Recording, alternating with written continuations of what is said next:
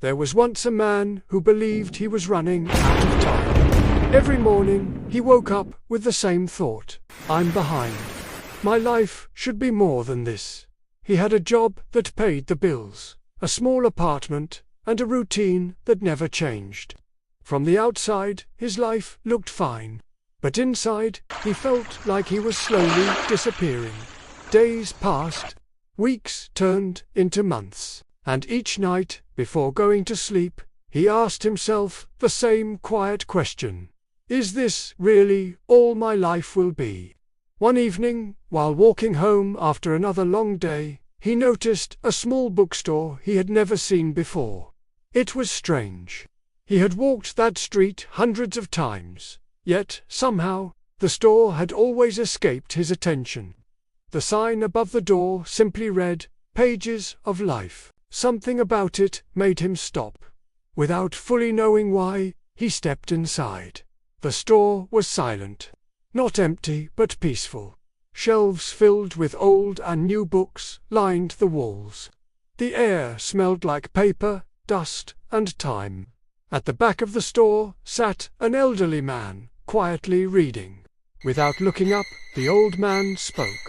"You look like someone searching for something," he said. The man paused, surprised. "I don't even know what I'm looking for," he replied. The old man smiled gently. "That's usually how it starts." The man wandered through the shelves until one book caught his eye. It had no title on the cover, just a single sentence: "This book is about you."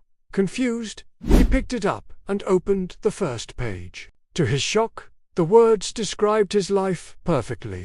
His childhood dreams, his fear of failure, the choices he didn't make, the chances he postponed. It was as if someone had been watching his life from the shadows. "How is this possible?" he whispered. The old man finally looked up.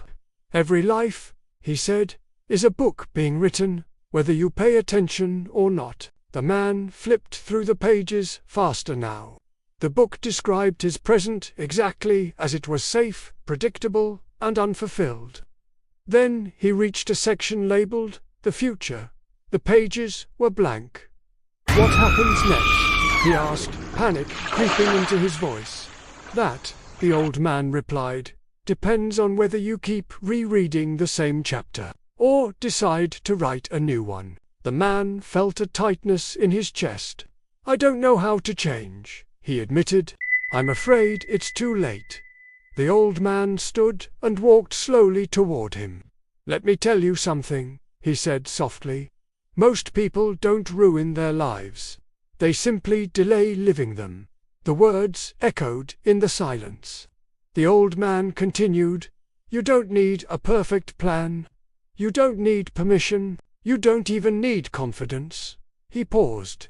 "You only need the courage to turn the page." The man looked back at the blank pages. For the first time in years, he felt something unfamiliar. "Hope. What if I fail?" he asked. The old man smiled. "Then you'll have a story worth telling." The man closed the book. When he looked up again, the bookstore was empty. No shelves, no counter, no old man, only the quiet street outside. He stood there, holding nothing in his hands. Yet somehow, he felt lighter. That night, something changed. He didn't quit his job. He didn't make a dramatic decision. Instead, he did something far more powerful. He started small. He woke up earlier. He wrote down ideas he had ignored for years. He spoke up when he usually stayed silent. He took one step, then another. Days turned into weeks, weeks into months. Life didn't become perfect, but it became his.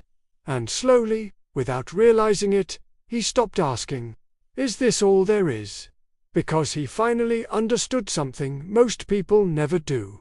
Life is not a race, it's a book, and no matter how many pages you've already written, the next one is still blank, waiting.